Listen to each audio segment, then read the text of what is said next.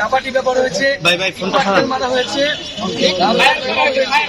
টাকা গুলি শব্দ আমরা শুনেছি, কিন্তু কেউ গুলিতে আহত হয়েছে। এই বিষয়ে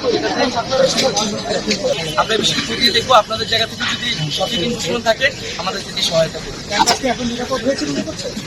ক্যাম্পাস তো অবশ্যই নিরাপদ না, এবং আপনারা দেখলেন যে আমরা ক্যাম্পাসের শিক্ষার্থী হয়েও আমরা শহীদ মিনার যেতে চেয়েছিলাম, আমাদেরকে বাধা দেওয়া হয়। এখানে ছাত্রদের এসে তারা হামলার সুযোগ করে দেওয়া হচ্ছে, কিন্তু যারা আন্দোলনকারী তাদেরকে কিন্তু এবং হলের ভিতরেও নানা ধরনের সমস্যা তৈরি করছে, প্রশাসন সমস্যা তৈরি করছে। আমরা স্পষ্ট হতে চাই এবং শিক্ষার্থীদের প্রতি আহ্বান থাকবে, আজকে আপনারা প্রতি হলে হলে প্রতিরোধ গড়ে তুলবে। যেসব হল ক্যান্ডিডেটরা, যেসব নেতারা আপনাদের উপর আঘাত করেছে, আমাদের বোনেদের উপর আঘাত করেছে, তাদেরকে কিন্তু আপনারা হলে ঢুকতে দিবেন।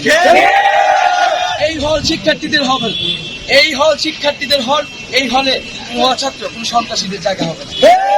যে কোনো আন্দোলনকে যেভাবে ট্যাগ দেওয়া, রাজাকার বলা, যুদ্ধ বিরোধী বলা, এটা একটা গণতান্ত্রিক আন্দোলনকে ট্যাগ দেওয়া বাংলাদেশের একটা বৈশিষ্ট্য হয়ে দাঁড়িয়েছে।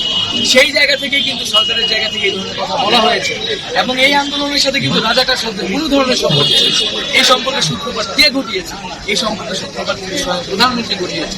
তিনি কিন্তু আন্দোলনকারীদের রাজাকারের বলে ইঙ্গিত করেছে। এখন ছাত্ররা পাল্টা জবাব দিয়েছে, আমরা আমাদের আন্দোলন যৌক্তিক এবং ন্যায়সঙ্গত, রাজাকার বলা হোক না কি বলা হোক, তাতে আমাদের কিছু যায় আসে না। আমরা জানি আমরা ন্যায়সঙ্গত আন্দোলন করছি, আমরা সেই আন্দোলন চালিয়ে যাই, এবং এখানে তৃতীয় পক্ষের সুযোগের ঢুকার কোনো সুযোগ নেই।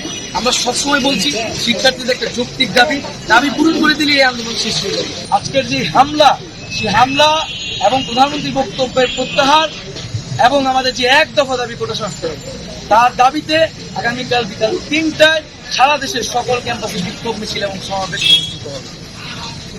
এবং সারা দেশের সকলকে আহ্বান করব যে আপনারা এই বিক্ষোভ মিছিল সমাবেশে সাধারণ মানুষকে অংশগ্রহণ করিয়ে এই মিছিলকে বড় গণজমায়েত তৈরি করুন, এবং বৃহত্তর গণ আন্দোলনের দিকে আমাদেরকে যেতে হবে। কারণ এই আন্দোলন শুধু আর ছাত্রদের আন্দোলন নাই, এই আন্দোলন যখন সরকারের জায়গা থেকে, সর্বোচ্চ জায়গা থেকে পরিকল্পনা করে উস্কানি দিয়ে এই আন্দোলনকে দমন করার চেষ্টা করা হচ্ছে। সাধারণ মানুষকে এই আন্দোলনে নেমে আসতে হবে, এবং আগামীকাল আমরা বিক্ষোভ মিছিল সমাবেশ করব, এবং এরপর আমরা সারা দেশে অবরোধ কর্মসূচি ঘোষণা করব।